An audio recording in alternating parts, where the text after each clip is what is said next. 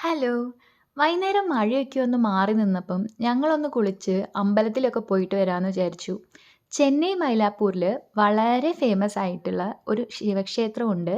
കപാലീശ്വർ temple എന്നാണ് ഈ അമ്പലത്തിൻ്റെ പേര്. 7-ാം നൂറ്റാണ്ടിൽ പല്ലവർ ഭരിച്ചപ്പം അവരുണ്ടാക്കിയതാണെന്നും പിന്നീട് ചോളഭരണ സമയത്ത് ഇത് പുതുക്കി പണിതതാണെന്നും ഒക്കെ പറയപ്പെടുന്നുണ്ട് ട്ടോ. തമിഴ്നാട്ടിലെ അമ്പലങ്ങളിൽ തന്നെ ഏറ്റവും പ്രസിദ്ധമായത് അവരുടെ മനോഹരമായിട്ടുള്ള ആർക്കിടെക്ചറാണ്. ഓരോ അമ്പലത്തിനും ആർക്കിടെക്ചർ വിസ്മയങ്ങൾ എന്ന് തന്നെ പറയാം. അപ്പം നിങ്ങൾക്ക് എന്തെങ്കിലും പോയി കാണാനുള്ള അവസരം കിട്ടുമ്പോൾ അത് മിസ് ചെയ്യാണ്ടിരിക്കുക. മാത്രമല്ല തമിഴ്നാട്ടിലെ അമ്പലങ്ങളിലെ സ്ട്രീറ്റ്സ് കാണാൻ തന്നെ വളരെ ഭംഗിയാണ്. ആ അമ്പലത്തിലേക്ക് ആവശ്യമുള്ള പൂക്കളും ദൈവത്തിനിടാനുള്ള മാലകളും പൂജയ്ക്ക് ആവശ്യമുള്ള സാധനങ്ങളും ഒക്കെ നമുക്ക് അവിടുന്ന് തന്നെ കിട്ടും ട്ടോ.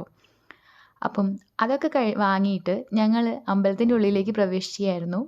നമ്മുടെ നാട്ടിൽ നാലമ്പലത്തിൽ ശിവനെയും വിഷ്ണുവിനെയും ഒക്കെ പ്രതിഷ്ഠിക്കുന്നത് പോലെ ഇവിടെ പ്രധാനമായിട്ട് 2 പ്രതിഷ്ഠകളാണുള്ളത്. ഒന്ന് കപാലീശ്വരരും പിന്നീട് ഭാര്യയായിട്ടുള്ള കற்பകാമ്പാളും. ഇത് കൂടാതെ വേറെ കുറേ ദൈവങ്ങളും ഉണ്ട് ട്ടോ.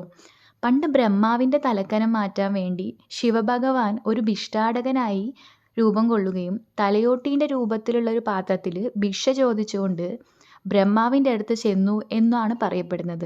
ഇത് കണ്ട് ബ്രഹ്മാവ് പേടിച്ചോടി ശിവഭഗവാൻ തന്നെ അവിടെ സ്ഥാപിക്കുകയും ചെയ്തു എന്നുള്ളതാണ് ഈ അമ്പലത്തിൻ്റെ കഥ. അമ്പലത്തിൽ 3 പ്രാവശ്യം ചുറ്റിയതിന് ശേഷം ഞങ്ങൾ കൊടിമരത്തിൻ്റെ താഴെ സാഷ്ടാംഗ പ്രണാമം നടത്തിയിരുന്നു. അതിവിടെ ഒരു പതിവാണ് ട്ടോ. നമ്മുടെ നവഗ്രഹങ്ങൾക്ക് ചുറ്റും 9 പ്രാവശ്യം ചുറ്റുന്ന പതിവും ഇവിടെ ഉണ്ട്. ജീവിതത്തിൽ എത്ര തന്നെ തിരക്കാണെങ്കിലും ഒരു 2 മിനിറ്റ് നേരത്തേക്കെങ്കിലും അമ്പലത്തിൻ്റെ തറയിൽ ഇരിക്കുന്നത് ഇവരുടെ ഒരു വിശ്വാസമാണ്.